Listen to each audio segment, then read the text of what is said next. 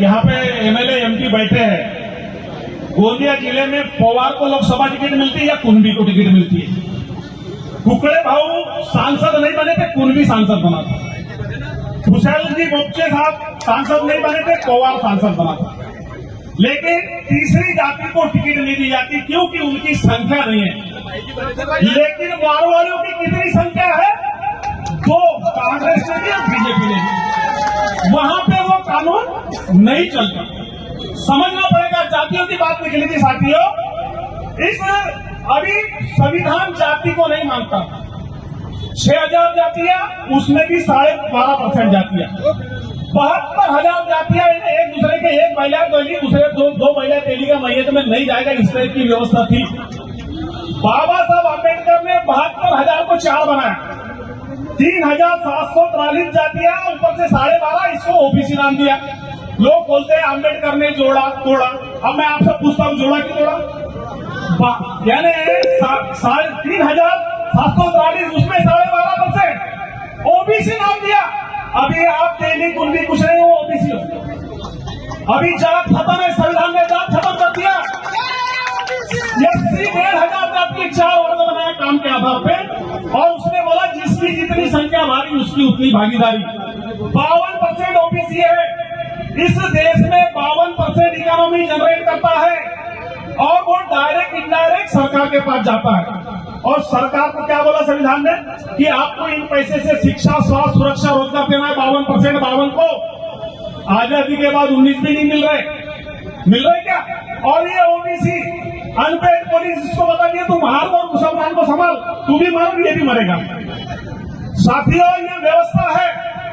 मुझे बहुत अच्छा लग रहा है। 25 साल पहले बबलू बैठ रहे, सुनील पटले हमारे सर जी बैठे हैं यहाँ पर।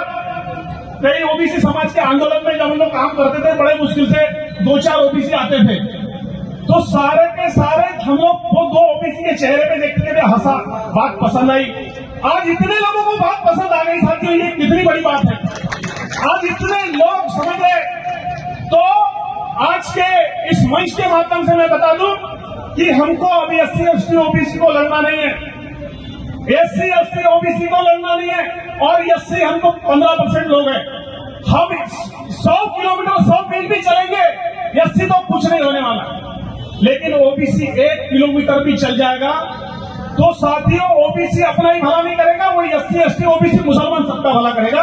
क्योंकि इस देश का मूल मालक ओबीसी है।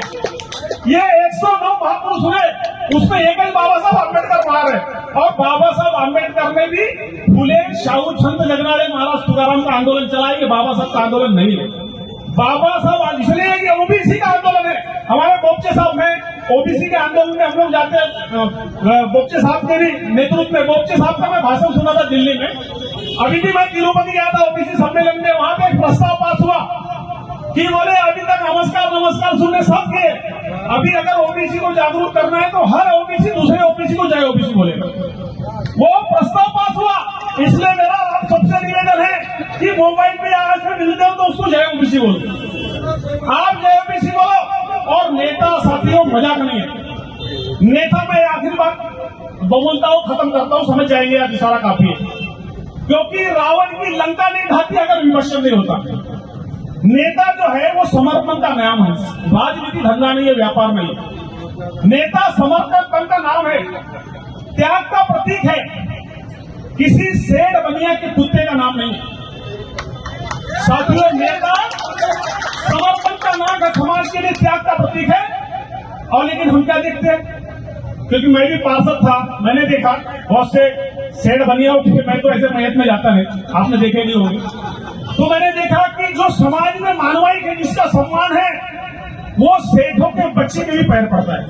तो ये ऐसे पैर पड़ो लोग जिनका खुद ही स्वाभिमान जिंदा नहीं, वो समाज को हक अधिकार दिलाएंगे क्या?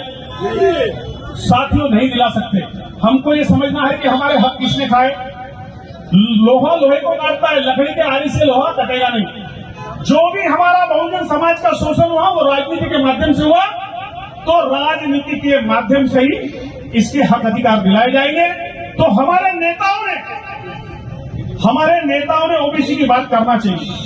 और जो ओबीसी की बात नहीं करता, मैंने कहा हम तो तुम्हारे पीछे हैं, हमको तेली का, कुंभी का, कुंवार का, सबका हमको नेतृत्व चलता है।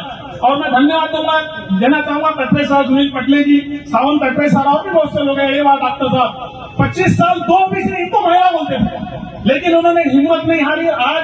आज इस आंदोलन को इस मुकाम तक पहुंचा है। मैं ऐसे सारे बहुजन समाज के आंदोलन में काम करने वाले साथियों को सलाम करता हूं, अपनी बात खत्म करता हूं। जय फुले, जय श्याम, जय भीम, जय भारत, जय बहुजन समाज।